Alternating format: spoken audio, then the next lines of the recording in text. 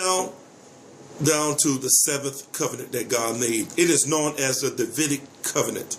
We'll be reading from 2 Samuel chapter 7, verse 4 through 17.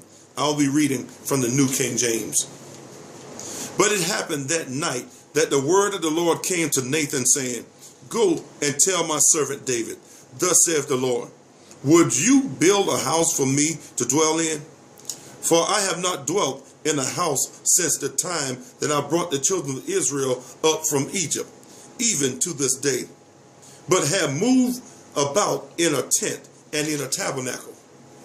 In all the places where I have walked with all the children of Israel, have I ever spoken a word to anyone from the tribes of Israel, whom I commanded to shepherd my people Israel, saying, why have you not built me a house of cedar? Now therefore, thus shall you say to my servant David, thus saith the Lord of hosts, I took you from the sheepfold, from following the sheep, to be ruler over my people Israel. And I have been with you wherever you have gone, and have cut off all your enemies from before you, and have made you a great name, like the name of the great men who are on the earth. Moreover, I will appoint a place for my people Israel, and will plant them, that they may dwell in a place of their own, and move no more. Nor shall the sons of wickedness oppress them any more, as previously, since the time that I commanded judges to be over my people Israel, and have caused you to rest from all your enemies. Also the Lord tells you that he will make you a house. When your days are fulfilled and you rest with your fathers, I will set up your seed after you, who will come from your body, and I will establish his kingdom.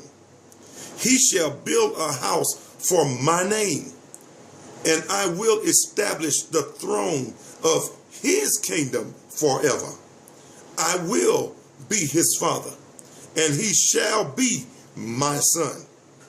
If he commits iniquity, I will chasten him with the rod of men and with the blows of the sons of men. But my mercy shall not depart from him, as I took it from Saul, whom I removed from before you. And your house and your kingdom shall be established forever before you. Your throne shall be established forever, according to all these words and according to all this vision. So Nathan spoke to David.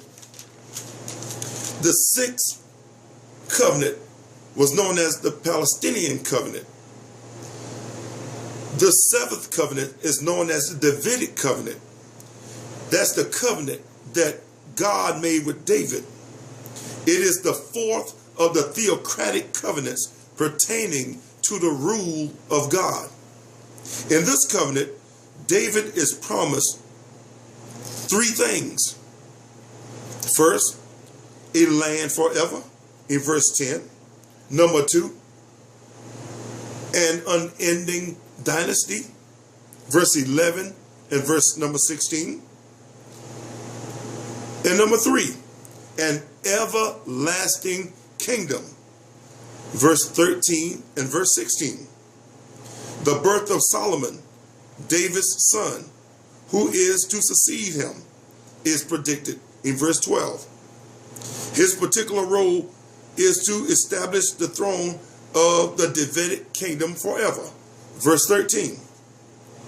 His throne continues through his seed, though his seed is cursed, in the person of Jeconiah, in other words, Coniah, who was the king under whom the nation was carried captive into Babylon. Jeremiah prophesies that no one whose genealogical descent could be traced back to David through Jeconiah and Solomon would ever sit on David's throne. You will find that in Jeremiah chapter 22, verses 24 through 30.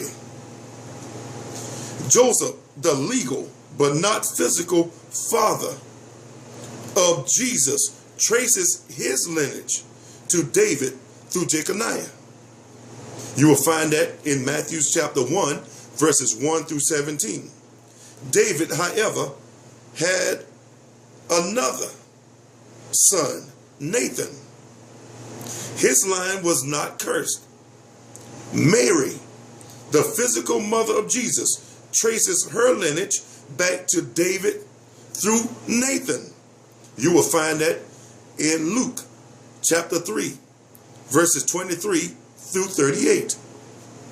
Notice the care and the extent to which God goes to keep his word and to preserve his truthfulness.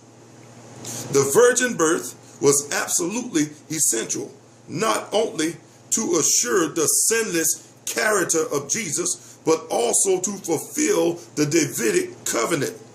Jesus receives his blood right to David's throne through his earthly mother, Mary, and his legal rights to David's throne through his adopted earthly father, Joseph.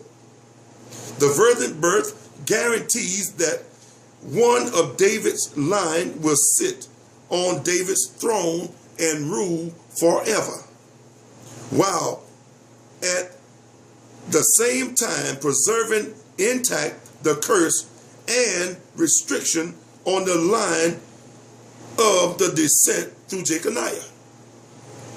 We'll just conclude the teaching on the seventh covenant that God made. It is known as the Davidic covenant. We will continue in our next segment.